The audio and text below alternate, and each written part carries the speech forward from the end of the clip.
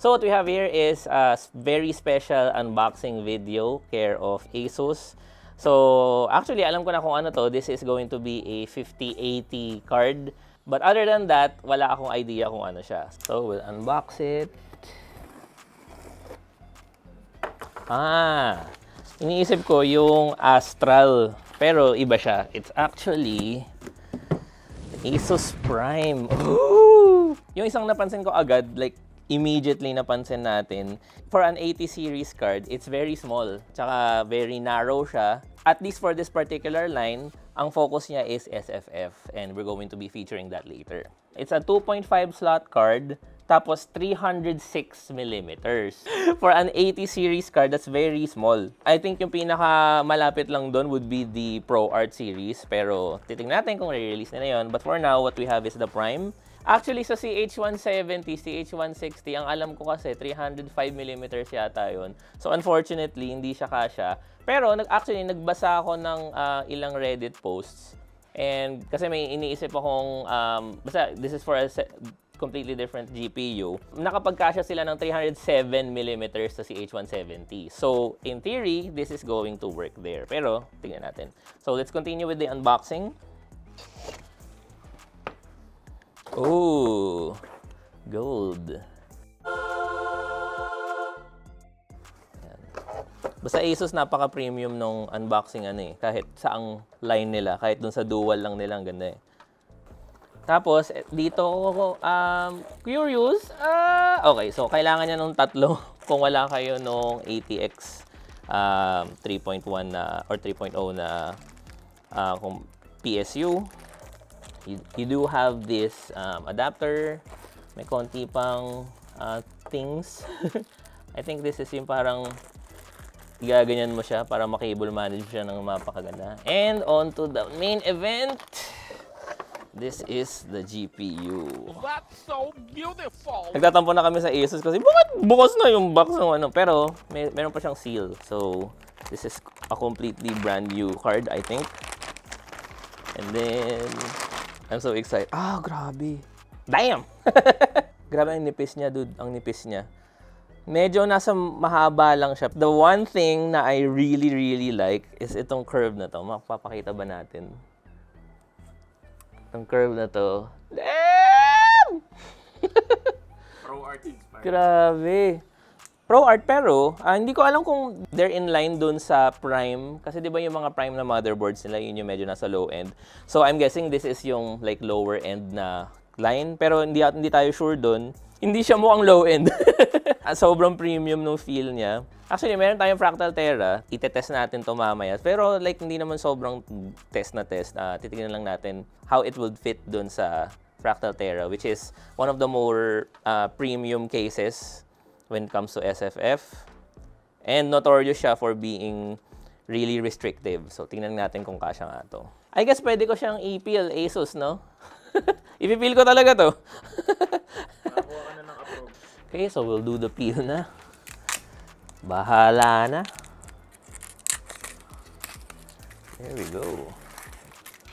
Okay, so the surface nung shroud, it's very varied yung kanyang the materials that were used. So for the Prime, I know you don't care about this, pero aesthetics are very important. So for the Prime, it's glossy, tas parang medyo matte na plastic tong the rest of the shroud. It's very good. So talagang hindi ako makaget over dun sa parang curve na to. Sobrang ganda niya. Sobrang ganda ng pagkaka-curve niya. Tapos yung back niya, it's very simple. It's just a normal backplate. Yes. There we go. Alright. When it comes to simple designs like this, the main advantage for that is you have a lot of compatibility aesthetics-wise when it comes to yung existing mo na case. So, if it's simple like this, most likely bagay siya sa kahit anong case. And I think that's the point. Okay, so we have an ITX case here, which is on the very smaller side. And we'll see how this 5080 Prime ASUS card will fit. Wait lang. Harap ko na lang sa akin. There. After much struggling, We got it. Ganda. Crimes, manage dismiss. We getting money bags. Manage dismiss. We out here popping tags. Manage dismiss. Ain't even gotta ask. Manage dismiss. You see it on the. It's a legitimate SFF GPU, and it's a 5080. Yung final test would be if we can close the panel easily. Oops, ito muna. There. And nagko-close siya. Oh. Ayan. Magko-close din. Diba? Look at how small this thing is. And you wouldn't ever guess na meron siyang 5080. Grabe. So, here are some more information about this card. The key features of this Prime GeForce RTX 5080 is that it is SFF ready, as we've seen with the SFF test kanina. It has Axial Tech upgrade that pertains to the fans, the Axial Tech fans, which is what ASUS calls their technology for the fans. The fans are dual ball bearing fans, so they have twice the lifespan of just normal sleeve fans. It has a dual BIOS that toggles between performance or quiet modes. That's very handy. It has phase change GPU thermal pads, which is very interesting because we normally do not see that. As for the reason why they chose that particular thermal cooling solution, it's probably for the consistency of their automated process. So with phase change thermal pads, the application is generally the same due to the nature of the pad. It has a vapor chamber to add to the cooling solution, the vented backplates, and what they're calling the max contact design. It's a special ASUS manufacturing process that effectively expands the surface area of the heat spreader that sits atop of the GPU by 5%. So going back to that vapor chamber technology, it enables it to have a much more efficient heat transfer, especially for the GPU temperatures that this thing will reach, and especially for the advertised application for this, which is SFF. For SFF, as you've seen in the test kanina, you generally have very small space, so heat dissipation is extra needed for that context. So other features include the exclusive software for this ASUS card. The first is the GPU Tweak 3, which we've featured so many times before whenever we have an ASUS card. That's basically a monitoring and tuning software for the GPU. So you can control stuff like voltages, overclocking and undervolting, and of course, in-depth monitoring for your GPU. Another is a very interesting one. It's Muse 3. It's an AI-powered image generation app that takes advantage of the machine learning capabilities of this GPU. You can create images, you can create visual ideas, and it's powered by the GPU itself. So speaking of power, how do we power this GPU? The recommended PSU wattage for this is 850 watts, but ASUS actually sent us a recommended partner PSU for this, and that is here. It's the ROG Strix 1000 watt Platinum ATX 3.1 PSU. Again, it's 80 plus Platinum, so the efficiency there is great. And an interesting thing about this is that it has this intelligent voltage stabilizer. So you can power your graphics card to its full potential with that technology. It precisely tunes voltage regulation, ensuring stable power delivery even during intense gaming sessions and overclocking. So with gaming applications, you essentially have a particularly wild power graph, especially when there's a lot of dynamic things happening. So if you're in your game where there's a lot of battles, there's a lot of effects, there's a lot of assets that's being loaded, you basically have a very high power consumption. And then, for example, if you pause the game or you switch into a scene where there's not a lot of things happening, the power consumption will go down. And it's in those transition moments where this intelligent voltage stabilizer will come in handy. So other PSU features include GaN MOSFETs, which are innovative MOSFET types that deliver up to 30% more power efficiency than standard MOSFETs. The intelligent voltage stabilizer that we mentioned earlier is also ATX 3.1 compatible. There's a 16-pin PCIe cable capable of sending up to 600 watts of power to PCIe 5.0 graphics cards like this one, and it's bundled with the PSU, of course. This is the recommended PSU partner for this Prime 5080 graphics card, and to sweeten that deal, they provide a 10-year warranty for this PSU. There. Oh, tingnan mo. Basta ROG Strix eh, no? Stickers, foil stickers, meron siya ng mga... Meron siyang... Dude! May zip ties, tsaka cable management stuff. Basta nakaganitong pouch yung cables ng PSU, alam mong premium eh. No? Iba, nakalagay na lang eh.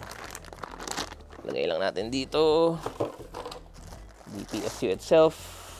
As you can see, nandito yung IVS na special na thing here.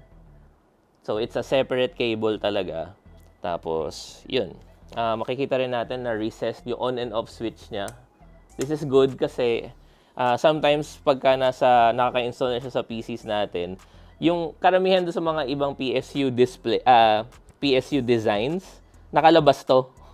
Diba? Like jutting out. So, it's very easy to accidentally turn them off. Tapos, meron din siyang 0 dB fan na on and off. So, in some cases where the PSU has no tremendous load, mag-off yung fan for better acoustics or better yung noise levels, siyempre. Pero kung gusto mo na yung optimum performance niya, pwede mong i-off yung 0 dB na yon. Kahit hindi malakas yung load niya, tuloy-tuloy pa rin yung fan. Ito yung layout ng kanyang mga power plugs.